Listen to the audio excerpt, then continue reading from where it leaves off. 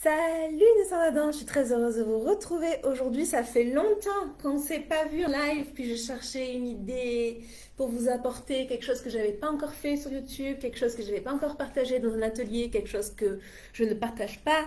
Euh, Lors du suivi du défi en ligne de 6 semaines. Pour ceux qui ne me connaissent pas, je suis Naïna Ali, je suis chorégraphe de mariage spécialisée en débutant. Donc moi j'aide tous les futurs mariés nuls en danse à créer leur ouverture de bal de rêve de A à Z avec le défi en ligne de 6 semaines pour chorégraphier soi-même son ouverture de bal de rêve. Et finalement, mon idée de live, elle est venue de la dernière visio de suivi. J'ai un couple qui se marie demain, samedi 21 décembre. Euh, Carole et Rémi qui ont fait le défi en ligne et on a fait leur dernière visio de suivi. Ils ont assisté à une masterclass sur la piste, si je dis pas de bêtises. Ils ont tout chorégraphié, non pas sur une, mais sur deux musiques. Et je leur ai partagé un conseil et je me dis vraiment, j'ai l'impression que je me répète sur ce conseil. Il faut vraiment que j'en fasse une vidéo. J'en parle dans le e-book Les secrets de champion du monde pour une ouverture de balle réussie. Et c'est la règle du point. En fait, le jour J, quelque chose, je peux voir si un couple a fait appel à un professionnel ou pas par beaucoup de détails. Premièrement, c'est mon métier. Je suis en catégorie élite de la Fédération française de danse. Enfin, je fais que danser toute la journée, c'est mon métier à temps plein. Mais la règle du point, c'est une des plus fondamentales. Et quand ils se sont entraînés, je les ai fait revenir lors de la visio et je leur ai dit, écoutez, c'est dommage parce que par exemple le mouvement élégance, qui est un mouvement penché sur le marié, qui est super beau, qui est faisable avec tous les types de robes, etc., il est trop beau, mais je le vois de dos. Donc il y a des mouvements qui sont importants, notamment celui-là, qui va un peu se rejoindre, qui va un peu rejoindre en fait, bon, ma règle du point, c'est un peu la règle du théâtre et de la danse en fait, où on n'est quasiment jamais de dos au public. Pensez-y, le jour J, lorsque le DJ il va vous appeler le public, je ne connais pas la configuration de votre salle, c'est pour ça que quand mes mariés commencent le défi en ligne, je leur demande les photos de la salle de réception, ça me donne une idée, je sais où est posté le DJ, etc. C'est très possible que votre public, il soit en U ou carrément autour de vous. Mais c'est pas parce que vous avez des invités et du public tout autour de vous que vous devez terminer dans n'importe quel sens. Il y a la règle du point, comme si, pensez que vous allez faire votre voiture de balle, comme si vous allez la faire dans un amphithéâtre. Vous voyez ce que je veux dire? Un amphithéâtre, donc en espèce de U. Et l'idée, c'est que vous choisissez un seul point. Pensez ne serait-ce qu'à votre vidéaste, à votre photographe si vous en avez un. Ils vont pas s'amuser à tourner autour de vous en mode comme l'oiseau là. Attendez, je pense que c'est Speedy l'oiseau qui tourne, qui court super vite autour de vous. Attendez. Oh, c'est mon live, je fais ce que je veux. Speedy Gonzalez, non pas du tout, c'est la souris. Attendez.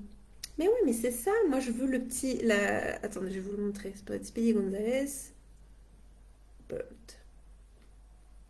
Lui là, il s'appelle... Pourquoi je crie? Will et Coyote. Lui. Je sais pas si on est dans la même génération. Est-ce que vous voyez? C'est un oiseau qui court super vite autour de vous. Bon, bah ça va pas être votre vidéaste ni votre photographe. Pensez qu'ils vont être à un point fixe. Donc moi, mes couples, l'avantage d'être en ligne, c'est qu'ils postent l'ordinateur ou le téléphone à un point. Et je leur dis, le public, c'est moi. Donc, les débuts, il faut penser que vous allez commencer là et vous allez terminer là. C'est hors de question que vous allez commencer là et terminer comme ça. Pensez à un point fixe. Vous allez commencer et terminer à un point fixe, même si vous avez du public autour. C'est une règle de danse qui est super importante pour ne pas faire l'erreur que Carole et Rémi, alors c'est pas les seuls, hein, c'est pour ça qu'ils font appel à un professionnel, de faire des mouvements super intéressants, super importants, par exemple. De dos, faire un penché, en fait je vois que le chignon de madame, alors que ce qui est beau, c'est l'effet d'illusion du penché, il faut voir les visages. Tous les penchés comme ça, comme le penché de dancing qu'on a dans le défi en ligne de 6 semaines, si j'ai le dos de monsieur au lieu du beau visage de ma mariée, c'est dommage, c'est gâcher votre chorégraphie de manière un peu bête. Et en plus de ça, je vais vous donner un petit jeu qui est super sympa à faire pour ne pas déstabiliser mes mariés qui ont ou pas parfois l'occasion de s'entraîner dans leur nouvel environnement. Parfois, je leur dis, vous savez quoi? On va faire un jeu. Maintenant, le public, il n'est pas là. On va se retourner. Vous allez me mettre à l'inverse de la salle et le public, il est là pour vous désorienter un petit peu. Alors ça, c'est pas des secrets que moi j'ai inventés. C'est parce qu'en compétition, ça nous arrive très souvent, une semaine, 2 semaines avant la compétition, avant le championnat de France, avant la Coupe d'Europe ou le championnat d'Europe, que nos entraîneurs nous disent, aujourd'hui, on va faire tout le cours à l'inverse de la salle sans regarder le miroir. Ça aussi, parce que parfois, j'imagine que j'ai des mariés qui se disent oui, mais on n'a pas le miroir. Nous non plus. De toute façon, le jour J, vous aurez nous non plus en compétition, et ni le jour J, vous aurez les miroirs. Donc, de toute façon, le miroir, ça va vite être un handicap. C'est pour ça que moi, je travaille sans miroir. Donc, voilà. La règle du point, elle est super importante pour faire les mouvements importants et pour faire sa chorégraphie, en fait, tout simplement comme un professionnel. On part d'un principe, on choisit un point, on se dit, écoute, on fait comme si notre public était juste là. Ou au minimum, le photographe et la vidéaste, ils sont là. Donc c'est comme si on dansait que pour eux. Et on fait toute la chorégraphie et la salutation finale, histoire encore une fois de ne pas la faire de dos. Parce que faire une salutation finale de dos, et en fait, la majorité de nos publics, ils voient les fesses, ça ne marche pas. D'accord? Donc cette règle-là du point, elle est bête. Mais en fait, c'est dans les détails qu'on fait la différence. C'est comme ça qu'on fait des chorégraphies extraordinaires. Sinon, ça reste une chorégraphie ordinaire.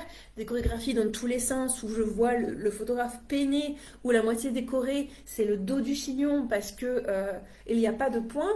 Vous vous en doutez. Enfin, genre, il y en a plein sur YouTube. Pareil, en compétition, on a les juges en face. Donc, ça veut dire que tous les mouvements importants, toute ma choré, je la fais pour eux, pour les juges en face. Même si c'est un amphithéâtre comme ça l'a été là à Nîmes, par exemple, pour le championnat de France 2024. Donc voilà, c'est bête, mais bon, on le prend parce que ça fait la différence, encore une fois. Je vous fais des gros bisous, j'espère que ça vous a plu. Je vous dis hasta pronto. Ciao, ciao.